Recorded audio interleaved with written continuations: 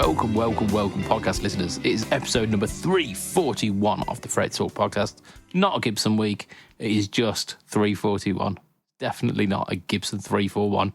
Please don't write in and tell me that in 1972 they bought out a short run of the Gibson 341 ES. Because I don't want to hear about it. Up until 345, we are not mentioning Gibson semi-hollows. Shit, I think we just did. So you're here with your host, BudgetPedalChap. You are joined this week by Megatron. No, so it's Mr. Matt Quine. Say hi, Matt.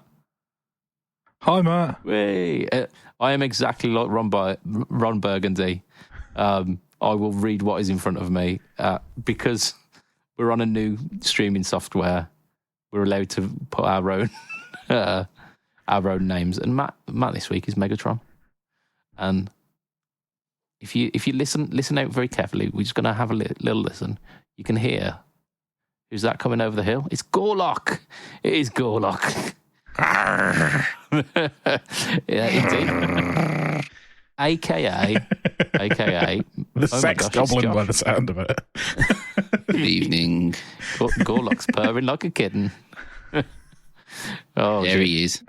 Yeah. This is a podcast. It's number 341 of the Freight Talk podcast. Apparently, it's a Takamine copy of a Gibson. Is the F341? Oh shit, man! I think we're not safe, are we? Like for the next maybe 100 numbers. Probably about probably like at least a good 20 numbers. We're either hitting into like obscure Gibsons or Gibson copies. So. You know what? This is the Takamine of podcasts. This one, number 341. Yeah, knowing Takamine, he's probably going to be a little bit better than some of the big G ones. But it's an acoustic. It's the copy of the Gibson acoustics, so no one cares anyway. But it does have a fake. It has a scaled Gibson headstock. And it was a short run from the 80s before they got told that, no, you can't use the headstock. I think we've all been there. Come on. We've all been there. We've all had a cease and desist by Gibson. We're looking at you, ESP, with the hockey stick headstocks. ESP. Everyone. Fucking night. Yeah, just everyone. I'm sure Encore will have by this point. You know, there's that Simpsons. I can't remember what it is, and it's like they're going like and it's what, you haven't? Yeah, sure, we've all got one. You haven't? Yeah, I can't remember what episode it was. Probably Stonecutters. Stonecutters Simpsons is possibly yes. The actually, classics. Right, gentlemen, we're going to start this week as we usually do by mentioning our wonderful sponsor. It is, of course, Affordaboard. Affordaboard bring you pedals from companies such as DemonFX, JSA Effects, Mosky, Joyo, 4D, Caline, Movall, and Nux. This week, the JSA Tone Flexor came back into stock, and probably by the time that this podcast is out, it's now out of stock again. So, like the one that I had sent back and sold within 2 hours, and then he's restocked another 2, and one of them's already gone. So I'm guaranteeing that it's probably gone by the time that this is out. So I'm sorry that you missed out on that. However, little sneaky inside knowledge here. If you were after the JSA modded Pure Sky, which they sold out pretty damn quick as well. They might be coming back in stock, so just on the hush, just keep it between us. But just keep checking back with that one. UK company, amazing prices, ready to ship stock, aside from the stuff that you can't keep in stock, which is the mainly like the JSA mod stuff. Check them out, affordaboard.co.uk. Gentlemen, how are we? Yeah, good. Living, breathing, surviving. That's very Bear Grylls of you. Oh, please don't be drinking Alvin poo water. That was fucking gross.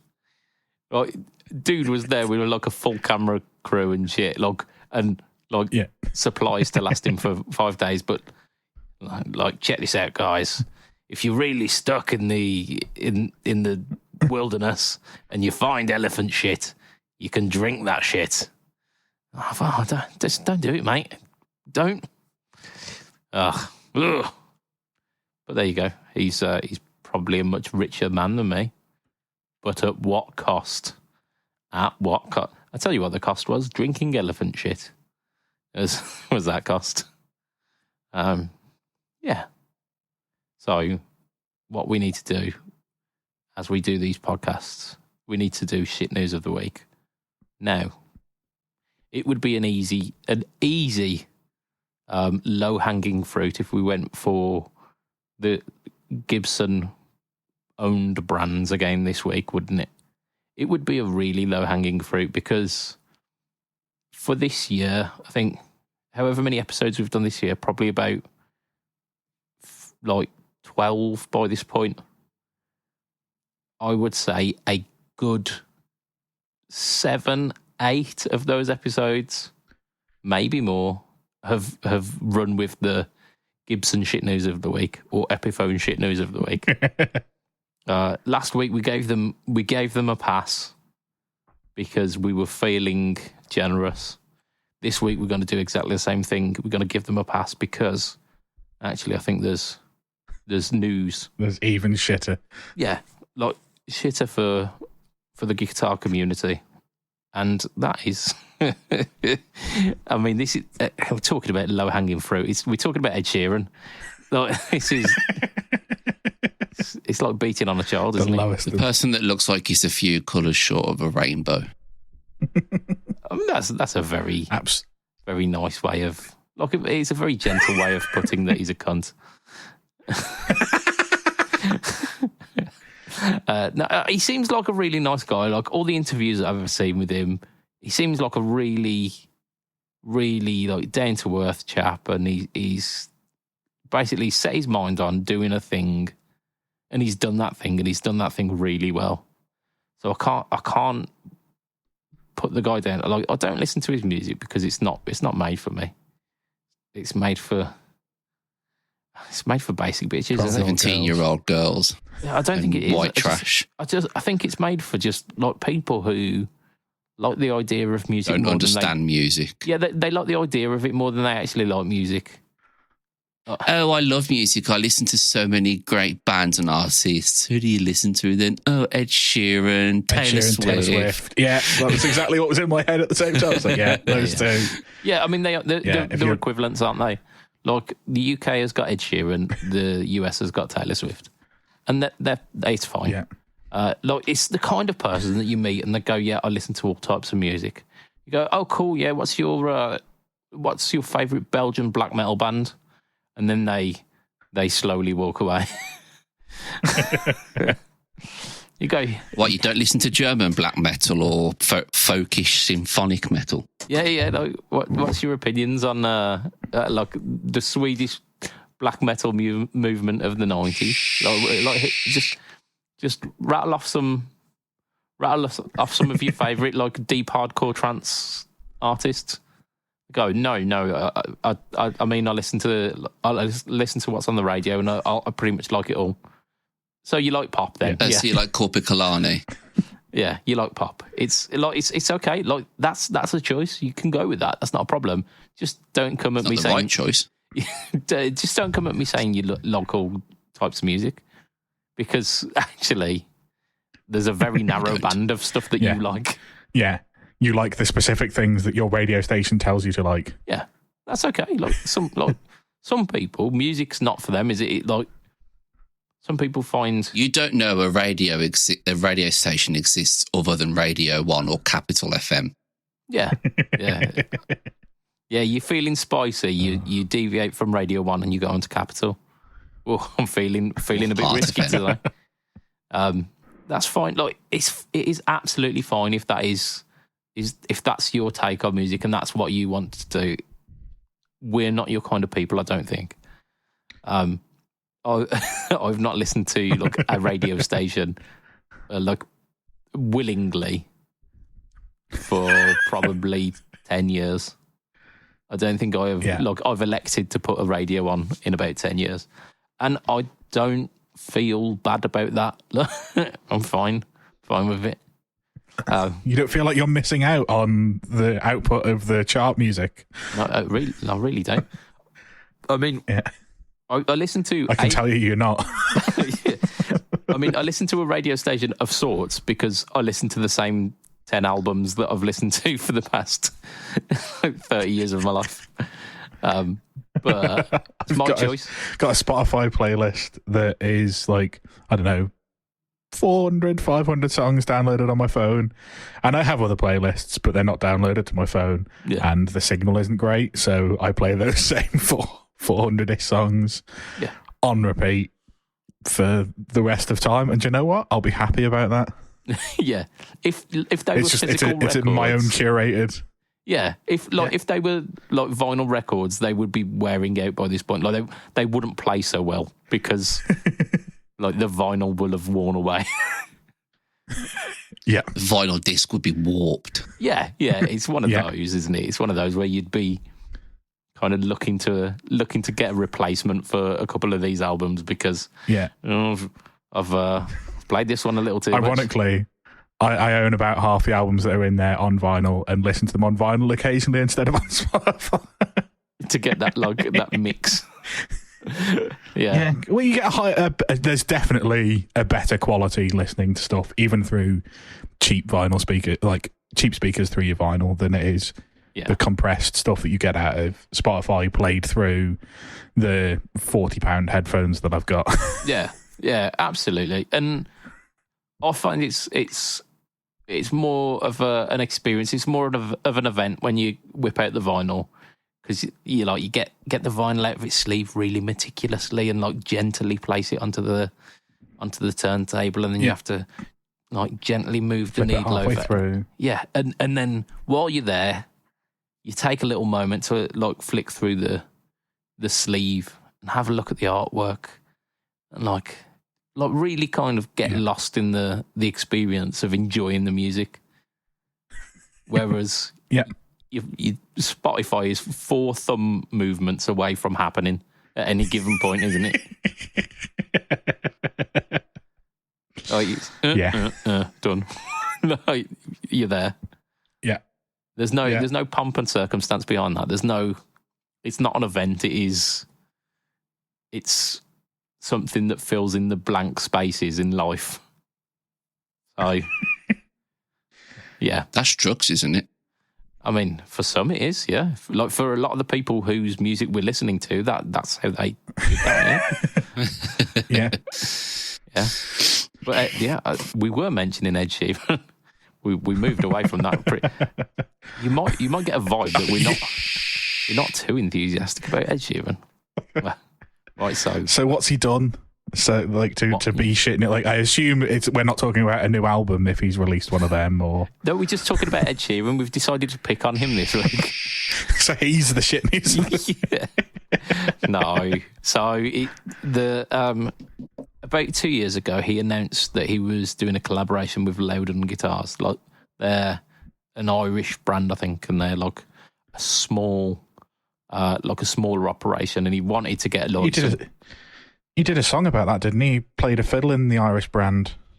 He could have. He may have done that in collaboration with Loudon Guitars. I didn't know you can make a guitar out of potatoes. To be sure. Oh dear, it's devolved already. So yeah, he's basically the collaboration between them has actually finally come to fruition, and they've released a few in the series. However, the one that we're going to be mentioning this week as our shit news, because the others are fine and whatnot, but there is the Dog's Bollocks version, and this is called the Stadium Edition version of the Ed Sheeran guitar. And yeah, I can see Matt is copying the link in there. It's brilliant. This is so the Stadium Edition. Yeah, let's just talk through a few of the specs first, because there has been some thought go into it. So we've got solid Indian rosewood back, which of course is not going to come cheap, and a Sitka spruce soundboard. Yeah, it's a slimmer than usual body to reduce feedback, and has got an LR Bags Element VTC pickup, which all of those things sound like they're expensive. Things. Yeah, they're definitely things. Like, it's not just has a pickup and uses wood. They've actually gone into the detail of the pickup and the wood. Yeah.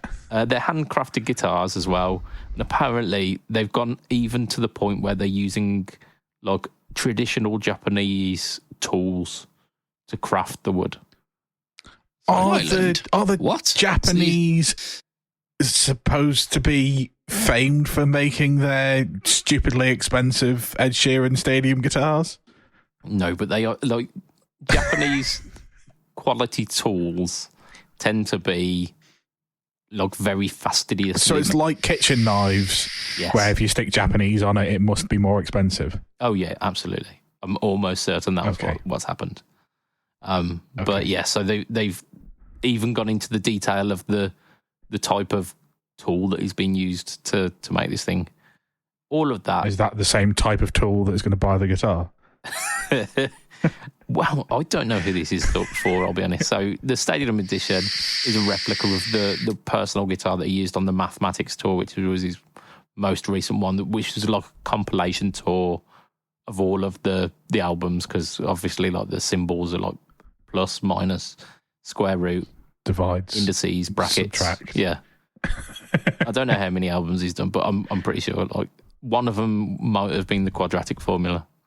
I'm not entirely sure. I had PTSD. It reminds me of GCSE days. No. Yeah. Can I not just do the graph? That's a niche joke there for anyone who else was in the higher mathematics sets at GCSE. Yeah. And do you not want to differentiate the integral under the curve? I mean, if you've bought it in at first, math. You definitely you ain't going to be differentiating any intervals if you don't treat it right. So enough of this tomfoolery. Let's talk about the real reason why this is the shit news of the week. They're asking $4,500 for this guitar. Half an acoustic guitar. Yeah. And not one of them will ever see the inside of a stadium. Definitely not. Yeah. At most, you'll see one in your local pub on a Saturday night by an Ed Sheeran tribute guy who has to dye his hair ginger and looks like someone that just walked out of the special club. Oh, why would you do that? Like that's the opposite of what you do. Like you dye your hair if you've got the ginger hair, not the other way around. Yeah, I don't. These ones aren't being taken to a pub. They're $4,500, and there's only 150 of them. Those people will buy the £800 editions. Yeah, they'll buy the £400 editions. Yeah, they've done. So there were 3 and a bit different price points. So you've got the tour edition, which is your kind of your middle grade one, which is 800-ish, and then there's the same one with like the Subtract edition, so that one's a little bit more same guitar basically by the looks of it. And then you've got they're taking some stuff away if it's called the Subtract edition. No, they've put a minus sign on the headstock. There you go. You get you get 2 because left that's frets. one of his albums. But it doesn't matter because you're playing the keyboard chords anyway.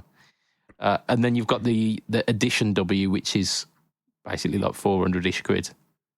So you've got an entry one, a kind of middle tier, and then the ridiculous one. There is quite the jump between those two and the big one. But again, like traditional Japanese instruments, to make it woods that have names, a pickup that's not just pickup.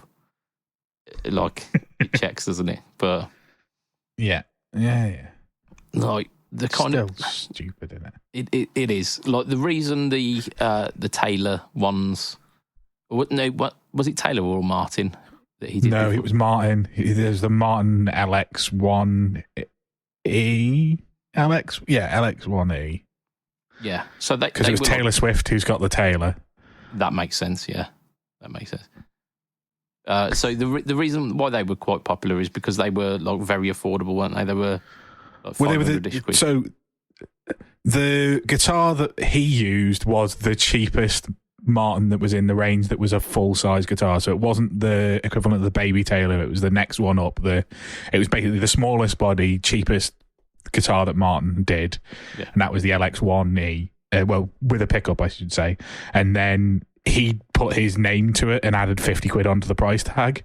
So obviously, people who love acoustic music that is loop station based bought it in their thousands. And anyone who couldn't get one of his ones would just get the standard LX1, and that kept going out of stock as well. Yeah. So I kind of get that because it's the cheapest one in the range. Like, that makes sense. But if that's what he's using, why is he charging $4,500 for a fucking... Well, he's now? really big bollocks now, and he's gone beyond. I'm better than that. So I heard that the reason why he was using the cheapest one is because he used to smack the shit out of them, and like every other he went night through one every other gig. Through. Yeah, so he could just go out and buy one because he was hitting the front of the thing so hard. He put his finger through the soundboard within 2 gigs, and. So of course he was using the cheapest one. So I don't know. Are these like specially conditioned so you can't smash through the front of them? Yeah, I assume they've got a centre block. Be brilliant, wouldn't it? You've got to assume that they are like reinforced in some way. Harder wearing. Yeah, like thicker soundboard, maybe like reinforced at the back, like extra struts around where you'd be kind of hitting. Yeah. You expect it. I mean, no doubt they're going to sound good because, like, Loudon make nice instruments, so I hear. They were doing it well before the collaboration with Ed Sheeran, and they've managed to make a business keep going. So they've got to be doing something right. But there's a big jump between, like, a 550 quid cheapest Martin and $4,500. Yeah.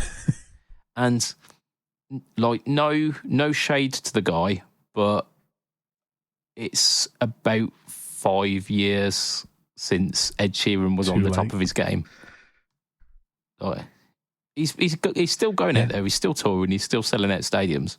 He's not really releasing much, and he's not as much at the forefront of like modern media than he was 5 years ago. I say 5 years ago. It's probably more like 10 years ago now. No, I think 5 years is actually probably right for him. Yeah, because it wasn't even actually, I might be wrong here, but in my head, like his breakthrough was just as I was starting work, so that would have been like 2011. Because I remember when I didn't have a Bluetooth radio sender for my car, having to listen to the radio on the way home and hearing, was it the Heroin song? I think it's called something else. A-Team or something. A-Team, that's it, the Class A-Team. I remember hearing that driving home from work. Yeah. Before I managed to get myself a Bluetooth sender so I could listen to my music in the car rather than what the radio wanted to give me. Yeah, and so that was some time ago. That was his first album. Yeah, that was. I think, like I said, I reckon that's 2011. But if he's had 5 albums, we'll say he did one every other year. Like that takes you to around COVID. Yeah, and I'd say that was kind of the peak of his popularity. Isn't like the Shape of You kind of era stuff was when he was on top of the world and he was in like every third song on the radio. Yeah. And even the whole album went to the top 10 in the charts, didn't it? Because he just released it on Spotify and they classified everything as a single so that people listening to the album would get him all the top 10 in the singles charts. Yeah. Yeah, I remember like he had a few of his own tunes in the charts, but then he had the Justin Bieber tune as well. The fuck yourself or whatever it was.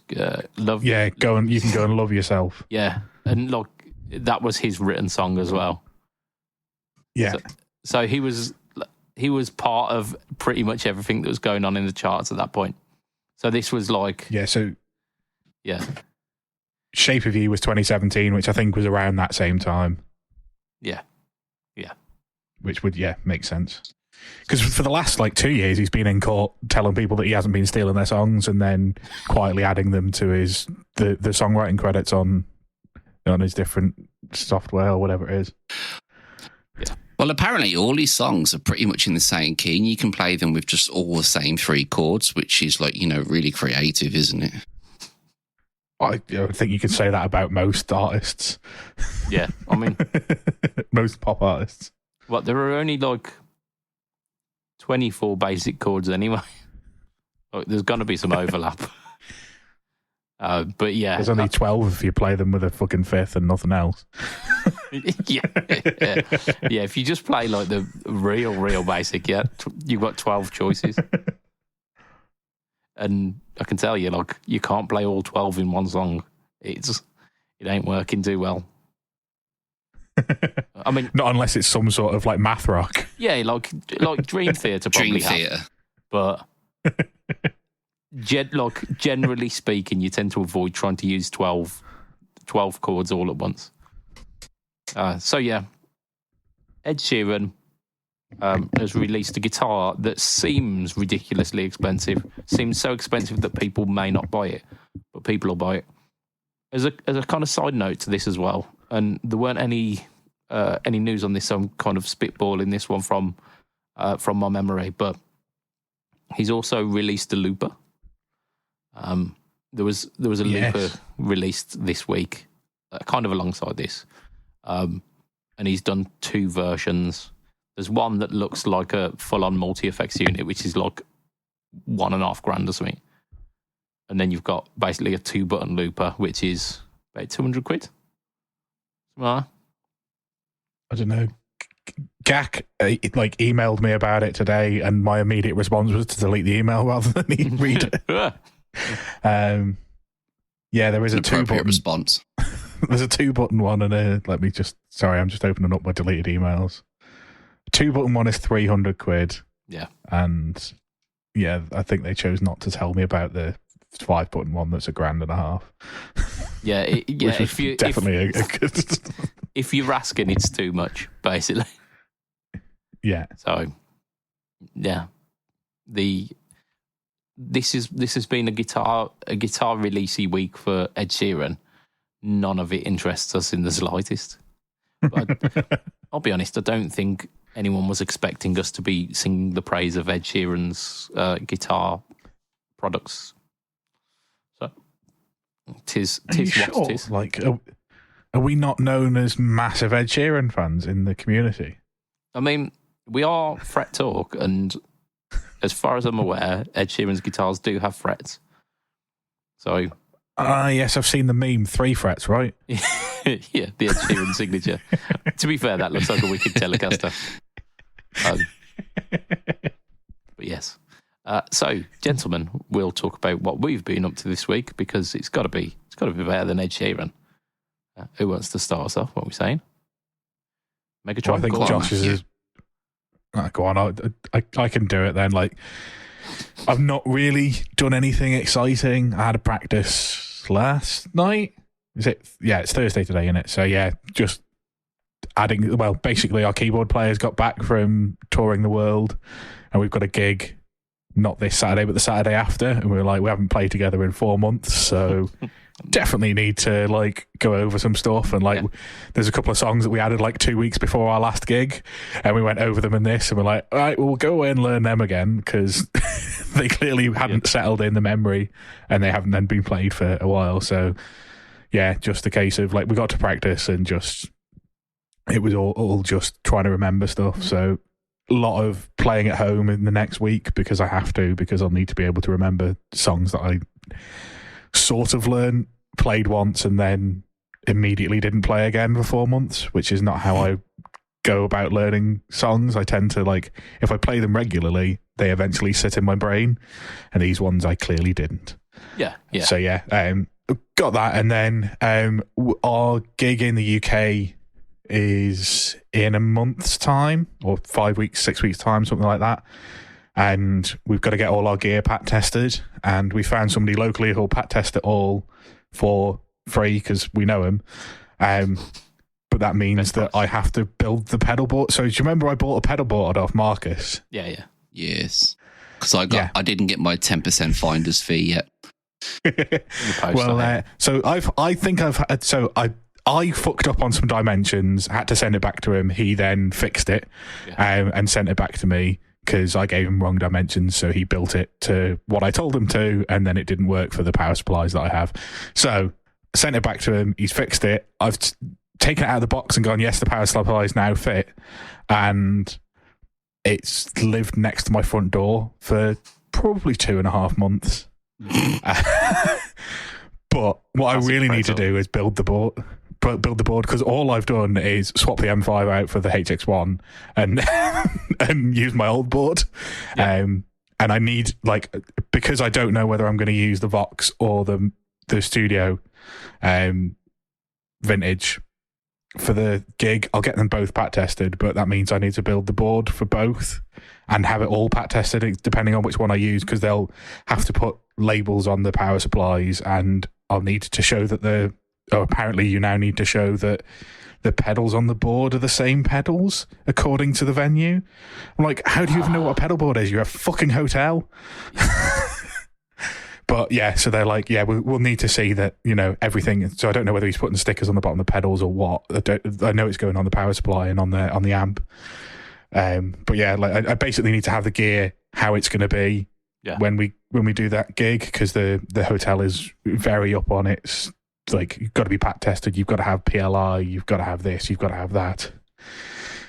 So yeah, that all needs to be done by next week, which means I need to disassemble my board and build the mega board that I want to have with the 2 interchangeable front rows.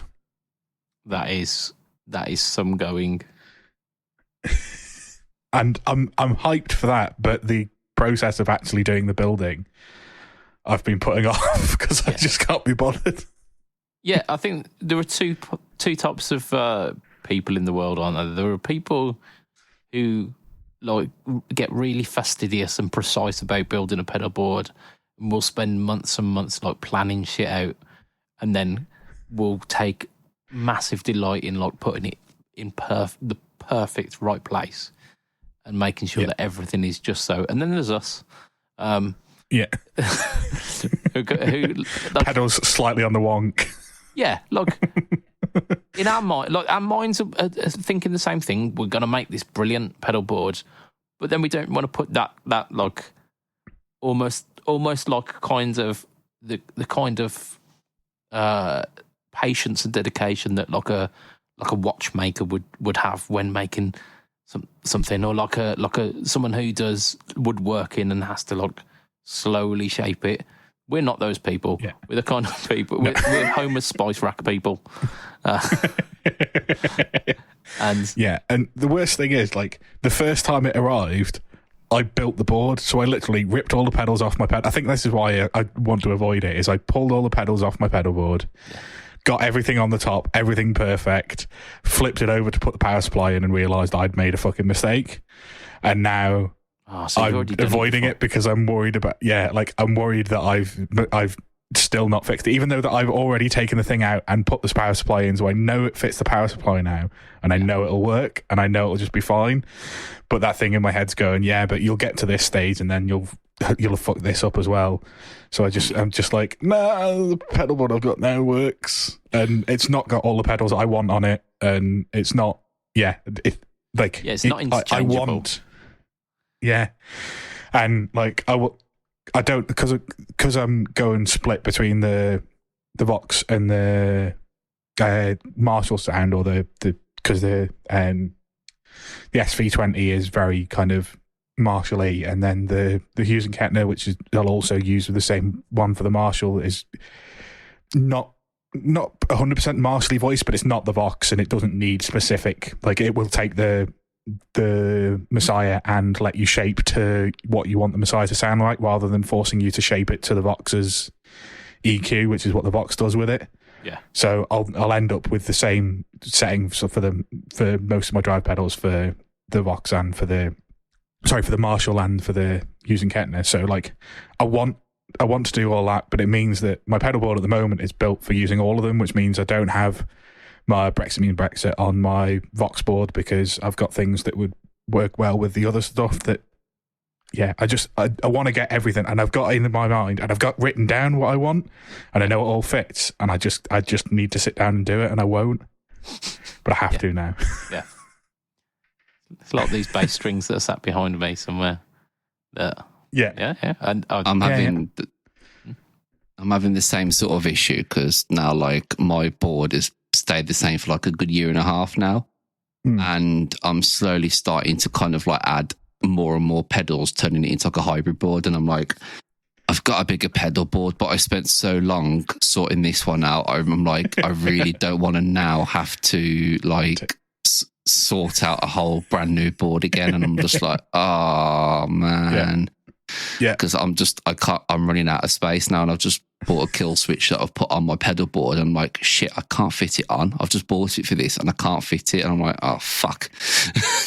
Yeah. And like I say, I'm the kind of person that would have then like glued it, like put stuff on the side of my board, and so I can kick it from the side.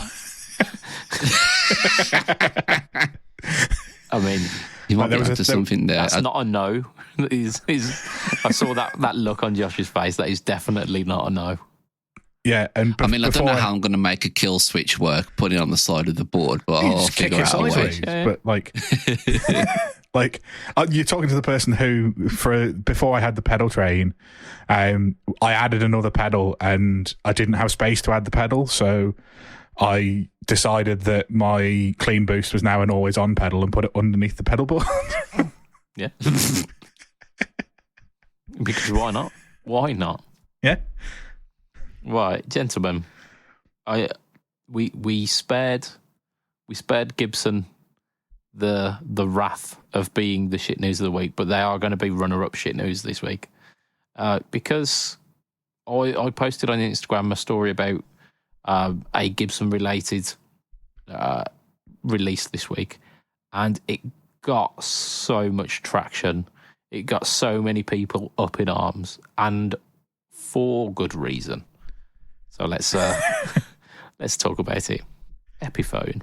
Everyone's Epiphone. Can't even say favourite. They're not even that. But so yeah, Epiphone are doing the Inspired by Gibson range to the next level. So like they did the Inspired by Gibson range in the kind of £400-500 mark. Fine. Epiphones without the clipped wing headstock. Well, hey. And then they did the slightly more Inspired by Gibson range, which was like 800 we'll throw to the price $1,000. up. Yeah, so it was more like that's where most of the inspiration came from, was the extra zeros on the yeah, it was. Yeah, we can double this price. But it was like slightly more more specific specs. So it was like, oh, this is a specific year Les Paul with Pro Buckers in it, which are like Epiphones, almost Gibson pickups. Yeah. So they did that. And then we've obviously been talking about the signature artist stuff that they've been releasing recently, which is kind of 1,200 quid-ish. Now, have they firmed up the Dave Grohl price yet? So because you mentioned that somebody had said that it was the 1,250 or whatever it is, but I've not seen that anywhere. So it looks like it's official. Only US at the moment. Like the US companies are taking pre-orders on it for about 1,200. Right. Okay. It's fine. We'll get it eventually. It's less than I thought it would be, but it's still a lot of money. So like Epiphone have now like just snorted whatever they had and have gone full as Tropic Thunder would deem it, full R word. They have gone full R word. I wondered what you were going to say then, because I was like, I don't think you can say that word anymore. No, I can't, but I can heavily hint towards it. they've not increased their output. They've retarded their output. Hey. And in doing so, they've released a custom shop collaboration. So basically, Epiphone are taking cues from the custom shop on the specs. On the specs, but you can't call something made in China a custom shop. Well, because it's to custom shop specs, isn't it? So it's designed by the custom shop, but made in the Far East. I think. I'm playing devil's advocate here. I think this is ridiculous line of guitars. But without just pointing at Gibson and going, bad, you do bad. I think we need to do a little bit more journalistic integrity. No, we don't. So they are USA pickups. So the USA Firebird pickups. I don't think we've even mentioned that they're Firebirds yet, have we? So there are two models. So that would be useful. Yeah. Basically like the Joe Bonamassa single pickup reverse Firebird. And then the reverse Firebird with the two pickups and a Maestro Vibrola. Like, cool. It's cool. They come in really cool colours as well. There's like a metallic mist purple, seafoamy green, sparkle, not sparkle, but metallic. I think it will probably tell me what the actual colours are here. There we go. Silver mist, Inverness green, and heather poly. I think I was doing better there with magenta. What did I say? Look, magenta mist purple. That's a better name. But yeah, so there are two versions. You've got the Deluxo version with the block inlays and the binding and the Vibrola, Maestro Vibrola. You've got USA pickups, CTS potentiometers, switchcraft jacks, etc., etc., etc. So to put it in perspective, the Joe Bonamassa Firebird 1 was around £619, which back then we thought, well, that's a silly price for a single one pickup Firebird reverse thing. Yeah. Oh, sweet, poor innocent us. How naive we were. The current one costs $13,499, more than double the price. Yes. No. $13,499 for the single pickup version, and then is the no? I'm trying to find the price of the other one. So $16.99. Fucking hell! It hurts, doesn't it? It hurts how. Yeah. At least we're not in Europe where it's €1,900. It's getting ridiculous. It's $2,000 for an Epiphone. Yeah, and they've got because they're Firebirds, they've got the ridiculous banjo tuners on them as well, which are fucking useless. I know that they are period correct. Those stupid things at the back. Yeah. Oh no! Seriously, they've not thought. Do you know what? It's the 21st century. We'll use modern technology. Yeah, I mean it makes the headstock profile look quite nice, but it makes tuning, which is arguably more important than how the headstock looks, a pain in the balls. So it's not good. So the other ones, the Firebird 5, the 1963 Firebird 5, which is the two pickup one with the Maestro. Yeah. Oh, I've just clicked on it. I don't want to click on it. I don't want it anymore. It comes in two colours, frost blue and ember red, which are basically like quite classic looking Firebird colours, basically. So you won't get it. You're getting what you'd expect for a Firebird. If you wanted a Firebird, this is the kind of look you'd be looking for. They are very expensive. They are Chinese made, very expensive guitars. Didn't Gibson do a run of Firebirds like 2 years ago that were cheaper than these? With Gibson on the headstock, made in the US. Almost certainly. Almost certainly did. Yeah.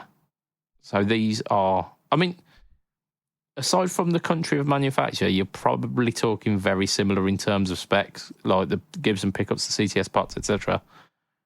It's going to be poly finished rather than nitro because it's Far Eastern made, and I don't think they do the nitro finishes. And it's mentioned nowhere that it is nitro. So, yeah. Right. In fact, one of them is called Poly something. Yeah. Yeah, Poly Mist or whatever it was. Heather Poly. I'm sure I know a Heather Poly. She's cheaper than €14.99, I'm sure. Yeah, so it's Gibson, sorry, it's Epiphone missing the mark once again. Just completely missing the mark. Like, this is the same, released on the same month that PRS released so apparently it's in Indonesian made, so I do have to apologise for that because I thought it was Korean, because a lot of the SEs are Korean, but Indonesian made, mahogany body, maple neck, PRS, but like a custom 24 look, but like the CE, so stripped back version for $499, like £500, and the same week, Epiphone are saying, because like the single pickup Firebird, apart from having a slightly fancier colour to it, isn't much different than that PRS in terms of like what you're getting. Yeah, and is 3 times the price ish. So it's, I don't know. It's very difficult to justify the decisions of Gibson and Epiphone these days. It's very Imagine difficult. how much the new Dave Grohl will be when it comes out. So we're hearing that it's 1,200. I was saying 1,800. I was saying it was 1,800. I'm saying 18. Yeah, but we'll see. We'll see when it comes out. If it's anything like these, it's going to be ridiculous, isn't it? Why are we doing this? Why? I remember back in the day when Epiphone started doing these in kind of early 2000s, £300 for a Firebird, and it looked very similar to this. £300. Yep. Yeah, I know the specs are wildly different, but £300. £300. But I'm going to talk about PRS. I'm going to talk about those PRSs again because I just wanna. Mainly because this week, last week, should I say, I mentioned on the podcast that it looked likely that I was going to release 3 videos in a week. That happened, and I was not content with this. So between the release of one of those and then the next video, I decided I would do a love letter to the PRS SECE on Pedalboards of Doom as like a follow-up news. So like the PBOD news is in full swing. There are 2 episodes now. It's definitely come back.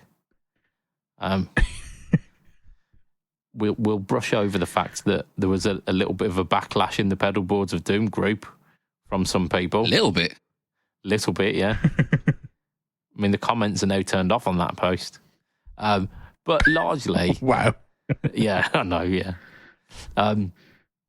So before, when we did Pedalboards of News, a couple of the news videos that I released were the most hated videos on pedalboards on the YouTube channel. And now, like, both of those videos have done pretty well. So I'm really, really happy that like the re-release and rebranding of Pedalboards of News has actually come good, and that people are ready for that shit now. I feel like Marty McFly, that those guys weren't ready for it, but they're kids. Gonna love it. 3 years later. Except the Facebook kids. Yeah. We've yet to win those guys over, but it's a difficult thing, isn't it? It's difficult. Maybe in 5 years' time, they're going to love it too. I am hoping that I'm not making pedal boards of news videos in 5 years' time, I'll be honest.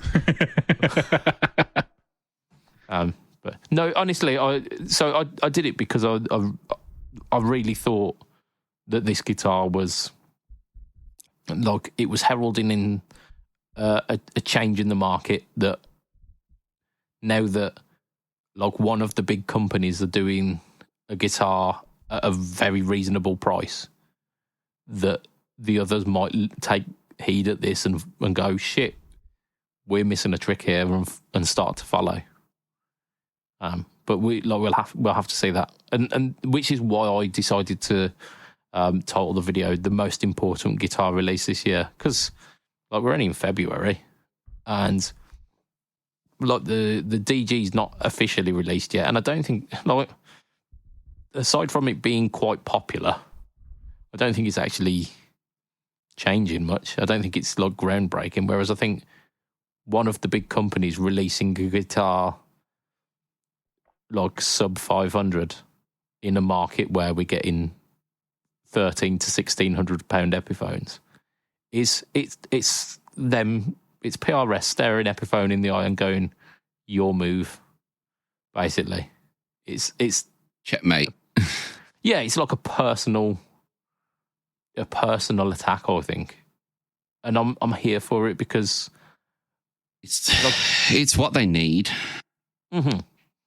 It's because the prices are just getting absolutely stupid now. There is no such thing now as like a good, like, middle ground budget guitar, so to speak. It just doesn't exist now. Well, not if it's got a name on the PRS, I head think, are trying to bring that back. Like some of the named ones, you're struggling, and like it's like what are you getting really at the price point? What are you getting? So it is nice. It's nice that PRS are back in the budget. So I'm cool with that. I thought it was the most important thing that was released, like most important guitar wise released this year, just because it's standing up to that. And you're not the only one that, like, since you released that video, I've seen at least 3 other YouTube channels say pretty much the same thing. Like, given the way that Epiphone have been going, those PRSs are the antithesis, and how all guitar companies should be looking at their lower end. Because if Epiphone are going to abandon the low end market, there is now a place for 2 humbucker guitars that don't cost £1,200. Yeah, it's a power vacuum, isn't it? It's created a power vacuum, and I take umbrage to it because all these other people putting out this controversial opinion and getting praise for it, this fucker did it first, and I got all the flack.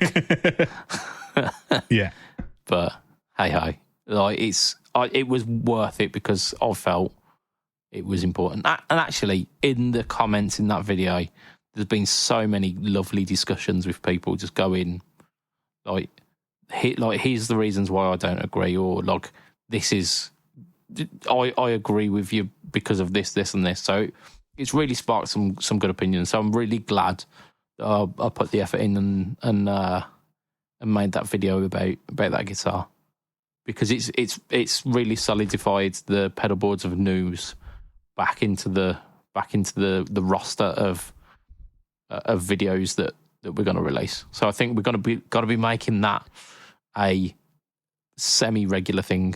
So maybe not every week, because like fuck that, it's a lot of effort for me. But like semi-regular, say maybe once or twice a month, based on like the news that everyone's been talking about that month. So we'll see. Yeah. All right. We're going to talk about some other things that have come out this week. I think we're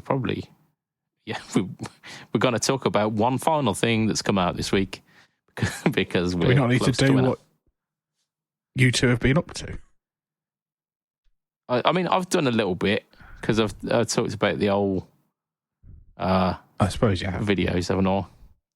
I mean, I could tell you about the I'll do this as a real quick. I've done the Movol Green Martian, which no prizes for what this one's based on. The Blues Driver.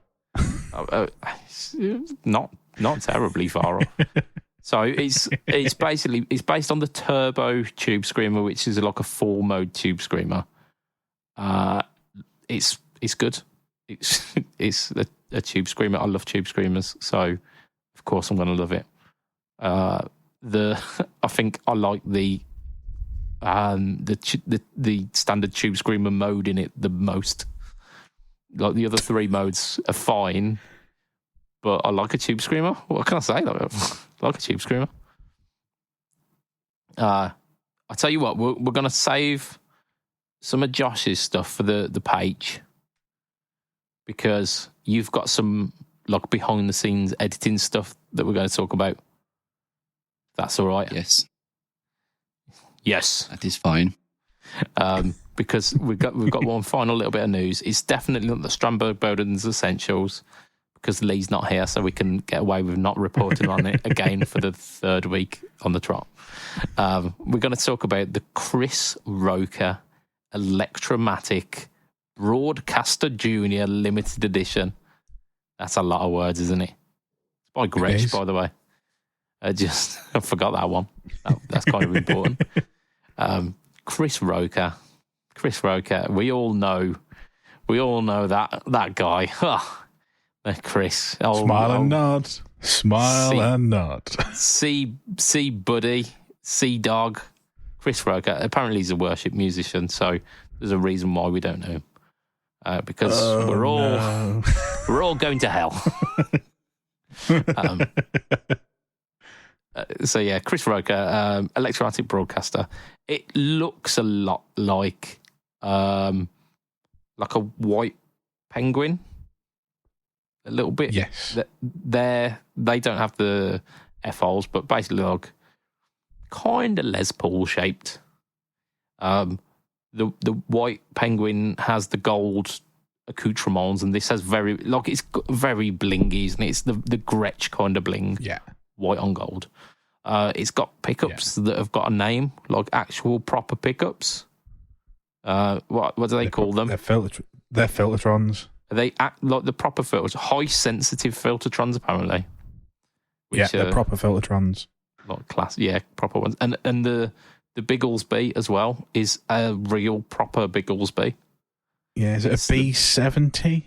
It is a B70, and it's even got a fancy wiggle stick. So it's got like a little knitting needle wiggle stick, which looks very nice. Got a new bone nut, locking tuners, strap locks. It looks really good, doesn't it? It looks really good. It looks fucking sexy. It's not it's evidently not my sort of thing, but my fucking God, I would penetrate that guitar. It is gorgeous. Yeah. It's got F holes. That's what the F stands for, isn't it? For fucking. It's your standard Gretsch layout. So you've got 2 volumes, a tone, a switch, and a master volume as well. So it's like standard Gretsch stuff. And it's got the classic Gretsch thumbnail inlays at the top, which I think are the classiest inlays going. I would love some of those. So yeah, it looks like the Gretches that you remember from childhood. Like whenever you saw a Gretsch, that's what a Gretsch looked like, and you're always like, that's a fucking classic guitar, that is. And then your parents would go, stop swearing.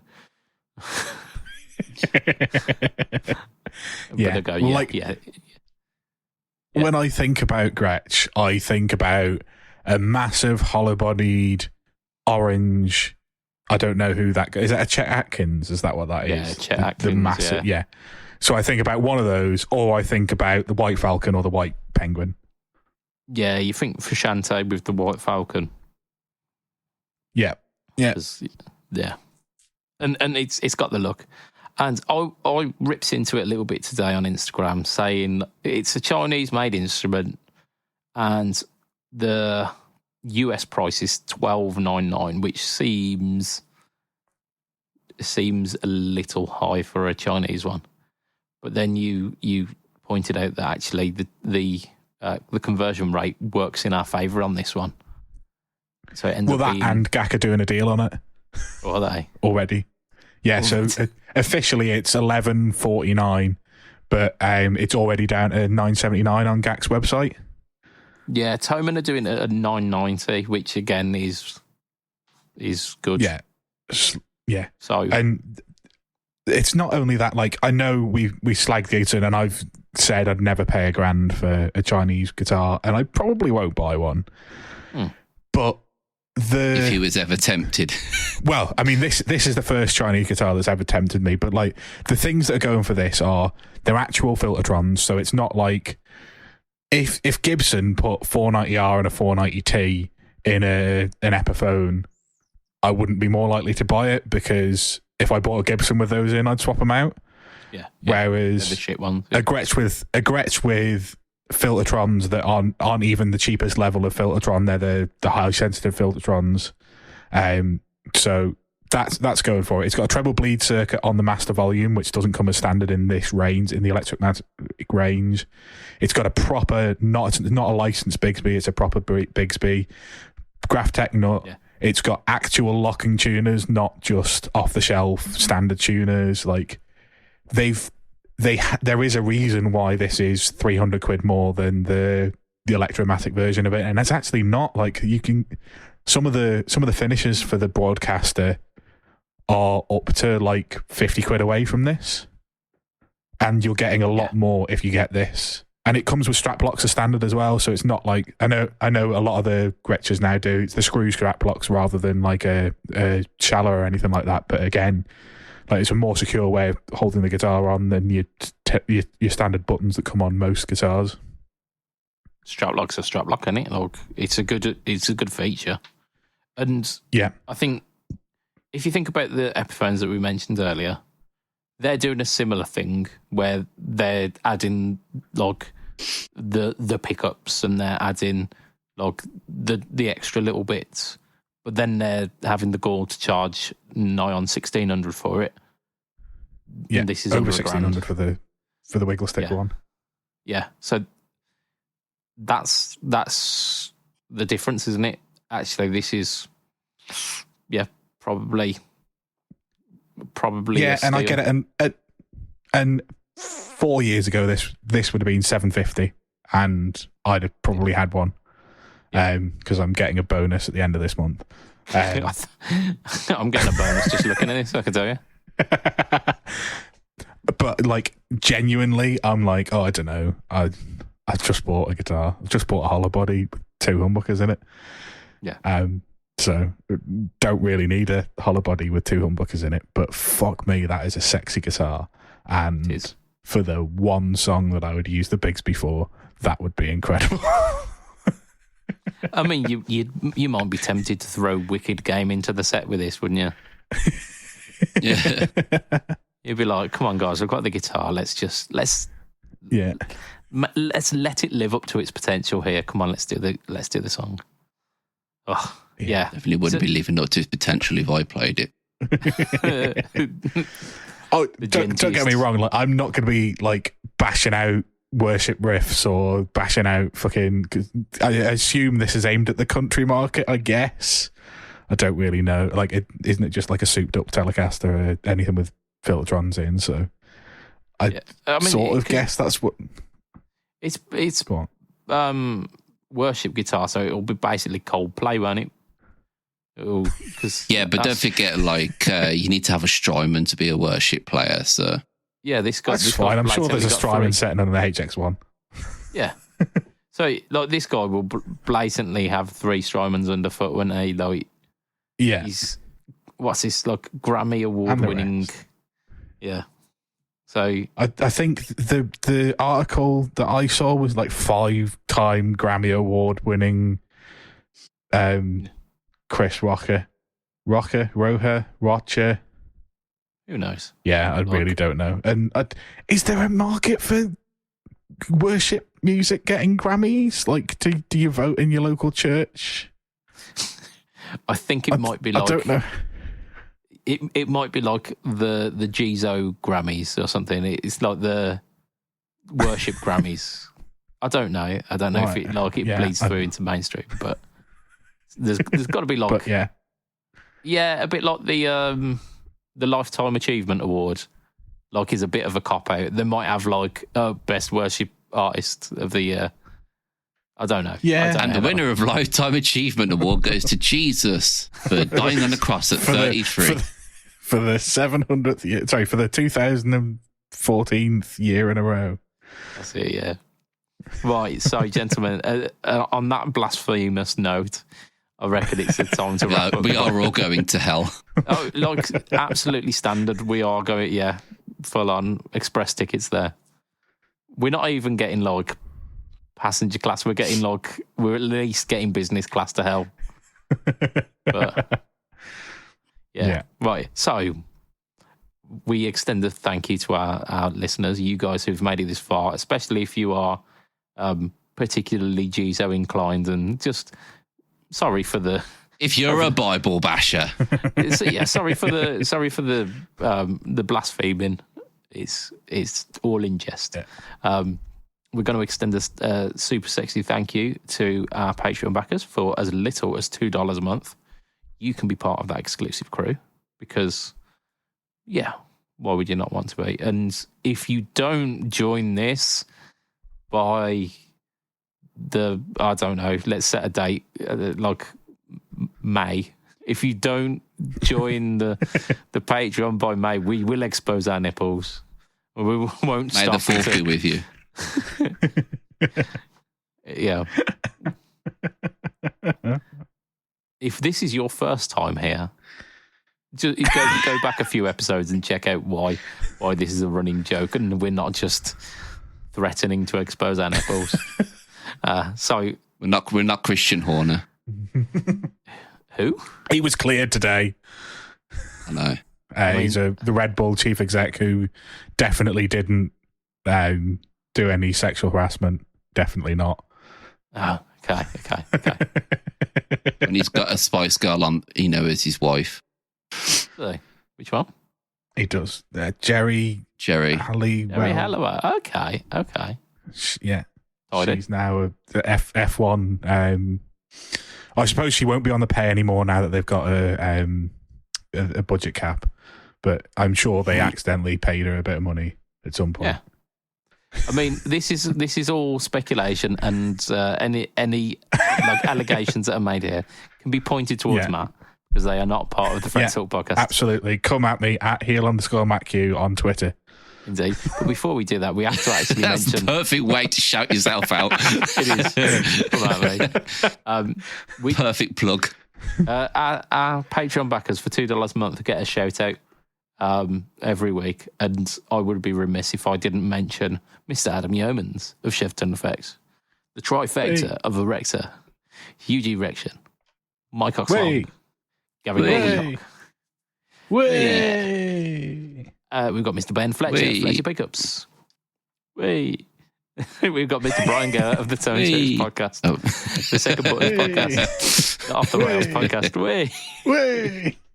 We've got Mr. Diabetes Foot. And we've got Mr. Jason Wharton of, I think I've learned his YouTube handle. I think it's Jason Wharton 82. So go check him out. He released a video about wrecking the back of his Telecaster neck this week, and I'm all for it. I want to do it. I want to do it myself. So check it out. It's good crack. Of course, we've got to mention as well our Patreon, our sponsor, which is affordaboard.co.uk. If you are thinking about budget pedals, head over to Affordaboard. Best prices on the internet. Best good, cheap price. Best good. So for you, my friend, I'm throwing camel. I mean, mate, like he can only say no, can't he? If you want a camel, just ask. Like if you don't ask, you don't get. If you want to catch me online, I am BudgetPedalChap. Follow me Instagram, Facebook, YouTube, and Threads. Mostly YouTube, I'll be honest. And YouTube, of course, is the home to the No Talk All Tone series. That's all / or at BudgetPedalChap. Matt, you've already shouted out one of your things this week, but do you want to reiterate where we can find you? Yeah, so if you want to come at me and accuse me of libel, use Twitter, because I know that's linked to an email account that doesn't exist anymore, so I won't get the emails from it. But if for anything else, it's Threads or Instagram at heel_MikeQ. There you go. And old Yosh, a.k.a. Gorlock the Fabulous. Where can we find you? You can find me at Grok the Fabulous. No, you can't. You can find me at the Corona Mortis on Instagram, and you can also find me at Pedalboards of Doom on Instagram as well, running the old Pedalboards of Doom things, pedalboards, send us your pedalboards, and you can find me on YouTube at Josh Castle TCM. Yeah, boy. So from myself, Mr. Budget Pedal Chap. From oh my gosh, it is Josh. From Mr. Matt Quine. Yay. From Mr. Matt Quine. Say bye, Matt. Bye, Matt. Whee! It will be a tatty bye and good night this week. For a bit. Bye. Bye.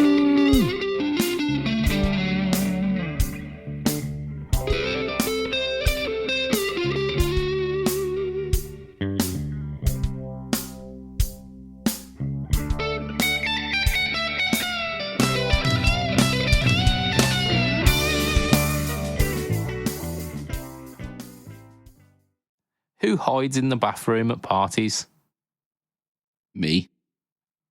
The party pooper. Way. Yeah.